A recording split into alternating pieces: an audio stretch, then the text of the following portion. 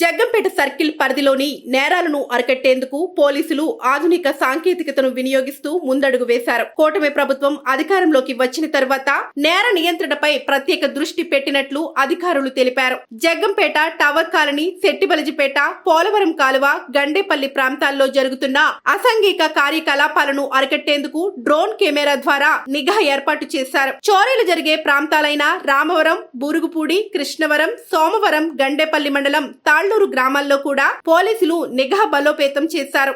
జోదాలు, మద్యం సేవించే ప్రాంతాలు, హైవే, పుట్టినరోజు వేడుకలు నిర్వహించే ప్రదేశాలపై కన్ను వేశారు. ఈ సందర్భంగా సిఐ వైఆర్కే శ్రీనివాస్ మాట్లాడుతూ జగ్గంపేట సర్కిల్ పరిధిలోని 3 పోలీస్ స్టేషన్లకు ఒక్కో డ్రోన్ ఇవ్వడం జరిగింది. ఒక్కో స్టేషన్ నుంచి 2 సిబ్బందికి శిక్షణ ఇచ్చాం. రోజుకో మండలంలో డ్రోన్ ద్వారా పర్యవేక్షణ కొనసాగుతోంది. రాత్రి వేళల్లో అనుమానితులను గుర్తించేందుకు ఎంఎస్సిడి పరికరం ఉపయోగిస్తున్నాం. ఈ సాంకేతిక పద్ధతుల వల్ల నేరాలు గణనీయంగా తగ్గాయి అని తెలిపారు. డ్రోన్ నిఘా, ఎంఎస్సిడి సిస్టమ్ మంచి ఫలితాలు ఇస్తున్నాయని, రాత్రి వేళల్లో అనవసరంగా తిరిగేవారు, బహిరంగ ప్రదేశాల్లో మద్యం సేవించే వారిపై కఠిన చర్యలు తప్పవని పోలీసులు హెచ్చరించారు.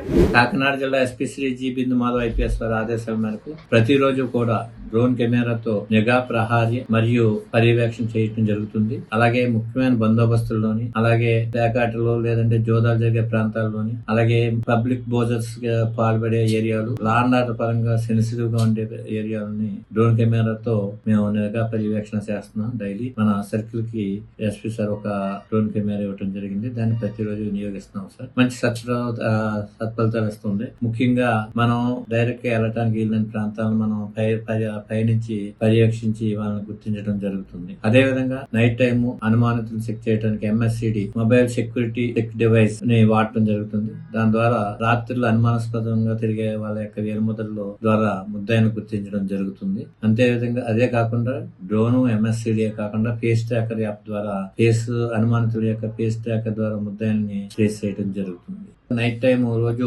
వెహికల్ చెకింగ్ రెగ్యులర్ గా చేయటం, అలాగే మనకి టోల్ ప్లాజా వద్ద wash and go program regular గా చేస్తున్నాం సార్. దాని ద్వారా తెల్లవారుజామున లారీ డ్రైవర్లు అయితే కూడా నిద్ర మత్తుకు లోనవ్వకుండా ప్రయత్నం చేస్తున్నాం. ఈ ఎంఎస్సిటీ ద్వారా రాత్రి తిరిగే వ్యక్తుల యొక్క సంఖ్య బాగా తగ్గింది. అదేవిధంగా అనవసరంగా తిరిగే వ్యక్తుల యొక్క మూవ్మెంట్ కూడా బాగా తగ్గింది. ఎవరైనా రాత్రులు అన్నెసరిగా రోడ్ల మీద తిరిగిన, పబ్లిక్ ప్లేసుల్లో తాగిన, ఈ పుట్టినరోజు ఫంక్షన్లు హైవేల మీద నిర్వహించిన కఠిన చర్యలు తప్పు.